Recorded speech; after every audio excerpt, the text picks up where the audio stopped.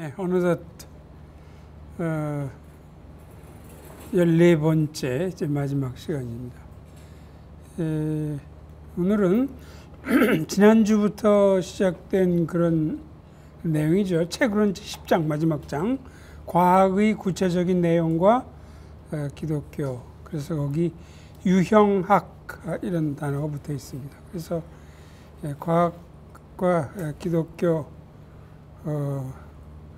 이 신앙, 신념, 이걸 어떻게 연계를 지을 것이냐. 그러니까 세 가지 타입이 있다. 그렇게 이야기하고 있죠, 저자는. 첫째 입장은 과학과 종교 신념들은 전혀 별개다. 이제 이런 입장이 있고, 둘째 입장은 또 완전히 반대로 가가지고, 과학과 종교적 신념은 절대 하나도 분리할 수 없게 혼재되어 있다. 민고 뭐 이런 단어를 사용하고 있는데, 이것은 이제 생각보다는 무슨 말인지가 잘 뜻이 안 통합니다. 이제 강의가 진행되면서 나오겠고요. 셋째 입장은 과학과 종교적 신념은 어느 정도 연관이 되어 있다. 이렇게 세 가지 타입. 그래서 이걸 타이팔러지, 유형학이다. 이런 말을 이제 쓰고 있습니다. 지난주가 과학과 종교적 신념들이 별개다라면은 두 번째 입장은 과학과 종교적 신념은 분리할 수 없게 혼재되어 있다. 이거는 첫째 입장과 완전히 반대입니다. 근데 이 말의 뜻이 과학과 종교적 신념은 분리할 수 없게 혼재되어 있다. 이 말이 뭐를 의미하느냐. 이 입장에 그 핵심을 파악하려면은 이런 진술을 이해할 수 있어야 됩니다. 즉, 이 둘째 입장에서는 2 더하기 2는 4다 라는 뭐 이러한 진술, 명제, 요 의미가 신자가 파악할 때 의미가 다르고 비신자가 파악할 때 의미가 다르다. 이렇게까지 주장하는 입장이에요. 그러니까. 그게 언뜻 보기에 납득이 안 되죠. 누구든지 2 더하기 2는 4지, 신자가 볼 때는 2 더하기 2는 4고 비신자가 볼 때는 2 더하기 4가 아니란 말인가? 아니, 그건 아니에요. 그럼 도대체 2 더하기 2는 4라는 의미가 신자가 볼 때 다르고 비신자가 볼 때 다르다라는 것은 이제 무엇인가? 그렇게 묻는다면은 이 둘째 입장을 취하는 사람들은 이렇게 얘기합니다. 2 더하기 2가 4라는 것도 이 모든 진리를 하나님이 다 창조하셨고, 하나님이 이러한 사고의 법칙을 우리에게 심어 넣으셨기 때문에 요걸 이해하는 가운데서 2 더하기는 4다라고 얘기하는 거하고, 무신론자가 아무런 그런 거 없이 2 더하기 2는 4다라는 걸 이해하는 게 다르다는 거예요. 이제 그런 식으로. 소위 둘째 입장은 그 신학에서는 이제 소위 벤틸이라는 사람이 아주 거의 극단적인 그 선까지 나간 그런 입장을 주장을 했습니다. 그러나 데일 와츠는 여기에 대해서 비판을 하죠. 이런 식으로 완전히 신자와 비신자 사이에 아무런 공통점도 없다고 얘기하는 것은 조금 지나치다.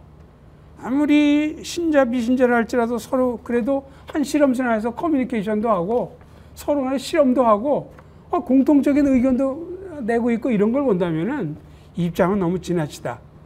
이제 그렇게 마일드한 비판을 가하고 있습니다. 자, 그러면 데일 와치가 뭐 인정한다고 그럴까, 지지한다고 그럴까? 그 이제 대부분의 많은 기독교인들이 받아들이는 입장은 뭘까요?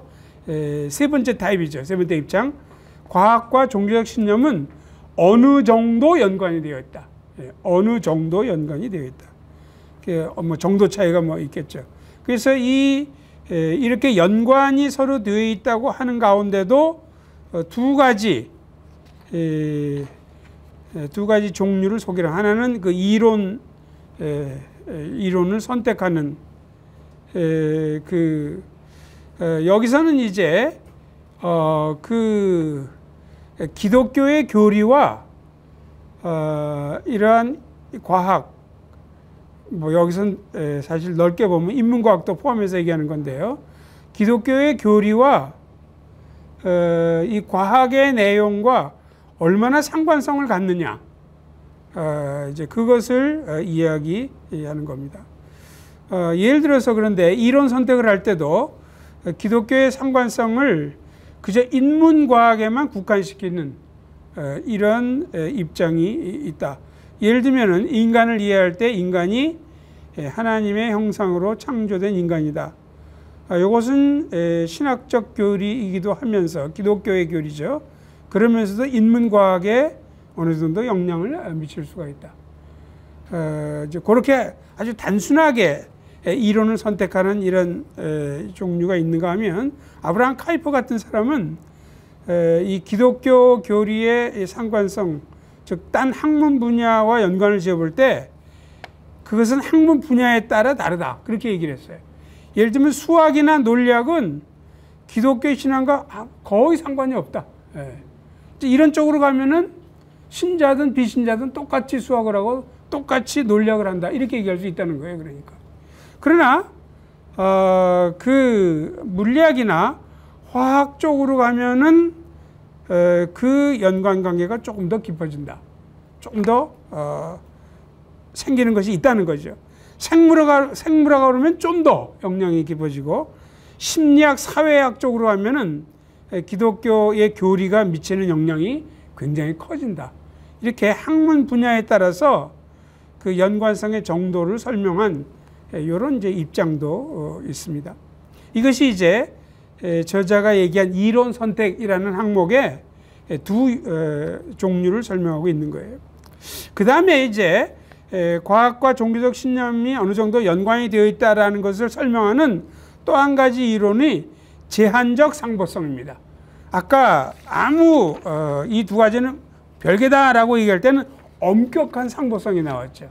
근데 이것은 엄격한 상보성은 아니고 상보성이 설명될 수 있는 그 범위를 좁혀서 이야기를 이제 하는 거죠. 이제 예를 들면은 이 우주가 현재 어떻게 돌아가느냐 이런 걸 얘기할 때 아무리 이제 과학적인 설명을 한다 할지라도 우주의 초기 조건은 과학으로 다 설명할 수 없다. 이건 뭐 지난주에도 뭐 이야기를 한 겁니다. 그래서 이제 우주의 초기 조건에 대한 거라든가, 또 이제 과학자들이 이미 전제로 가지고 이제 출발하지만 과학적 그 경험적 원리는 아닌 거. 예를 들면 우리가 많이 얘기하는 균일성의 원리 같은 거, 또 단순성이라든가, 또 과학 이론이 여러 가지가 있을 때 복잡한 것보다는 단순한 걸 취한다. 그게 단순성의 원리잖아요. 이건 단순성의 원리는 과학적 원리가 아닙니다. 이건 과학 이외에 이제 거기서부터 이제 오는 거죠. 또 만물에 대한 이해 가능성, 또 만물이 어떤 그 안에 이제 법칙이 숨겨져 있다, 뭐 이런 것들. 그래서 이런 면에서는 그 상보성이 적용이 되지 않는다, 이렇게 보는 거죠. 그러나 이것만 가지고 상보성이 여기에는 해당이 안 된다라고 하는 것하고 충분한가? 아니에요. 왜냐하면 그렇게 하면 이실론이 이제 나오게 되는 거니까. 이실론은 초기 조건에 있어서는 다 뭐 하나님이 했다고도 얘기할 수 있고, 철학적 원리 같은 것도 다 하나님이 부여했다고 할 수 있습니다. 그러나 이제 일단 초기 조건을 받아가지고 출발하고 난 이후에는 완전히 상보성이 거기 적용이 되면은 과학적 차원대로 설명할 수 있고, 완전 서로 분리된 거로 이렇게 얘기할 수 있으니까. 특별히 이제 그러기 때문에 상보성의 그 영역을 좀 더 제한을 해야 된다. 그래서 거기서 많이 얘기되는 것이 역시 이제 기적의 문제라든가 인간의 의식, 또 이제 궁극적 시작 같은 것들, 그러니까 초기 조건이 아니고라도 이제 궁극적 시작의 문제, 이제 이런 것들에는 좀 더 상보성의 그 영역을 이제 제한시켜야 된다. 이제 이런 이야기들을 하고 있습니다. 그래서 지금까지는 주로 이제 그 과학과 종교적 신념과의 연관성, 관련성, 이 타입에 있어서 별개다. 또 반대 극단으로는 완전히 서로 두 가지가 분리할 수 없을 정도로 혼재되어 있다. 셋째는 과학과 종교적 신념은 어느 정도 연관이 되어 있다. 세 가지 입장을 이제 설명을 했습니다. 역시 요것과는 조금 다르지만 우리 기독교인들은 이제 성경을 이제 믿는 입장이니까 과학과 이제 성경 사이에 이 내용들이 서로 간에 영향을 주고받고 연관성이 있느냐 없느냐 할 때 데일 라치는 크게 두 가지. 내적 연관성이 없다. 또 한 가지는 그 과학의 역량과 과학의 그 적실한 그런 정보를 성경이 가지고 있다. 이 두 가지 타입으로 또 나눠서 얘기를 합니다. 내적 연관성이 이제 없다라는 입장은 그 성경에는 과학적으로 적실한 자료가 없다. 이렇게 보는 입장이에요. 성경은 아주 영적인 책이기 때문에 또 표현이 있어도 시적인 거고 또 뭐 혹시 과학에 대한 언급이 있어도 그 옛날 사람들의 사고방식이 있기 때문에 오늘날 우리가 볼 때는 과학적으로 적실한 자료가 없다.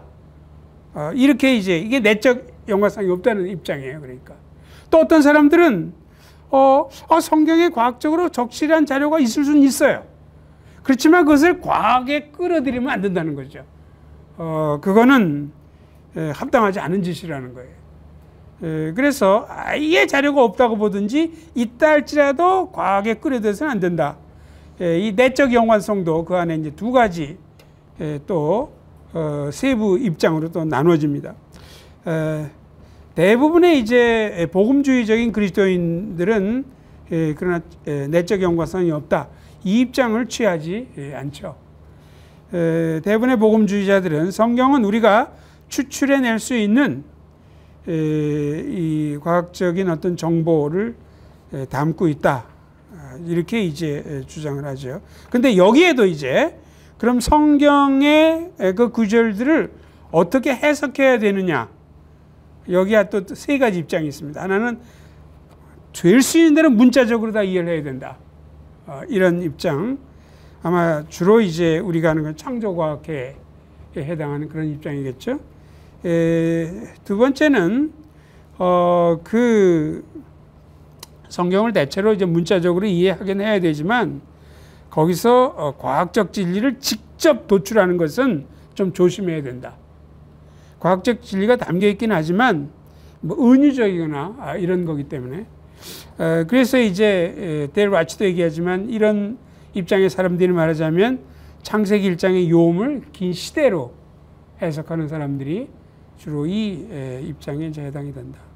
또 어떤 사람들은 성경에 과학적 진리 정보가 있긴 있지만 이건 굉장히 간접적이고 아주 은유적인 이런 거에 지나지 않는다.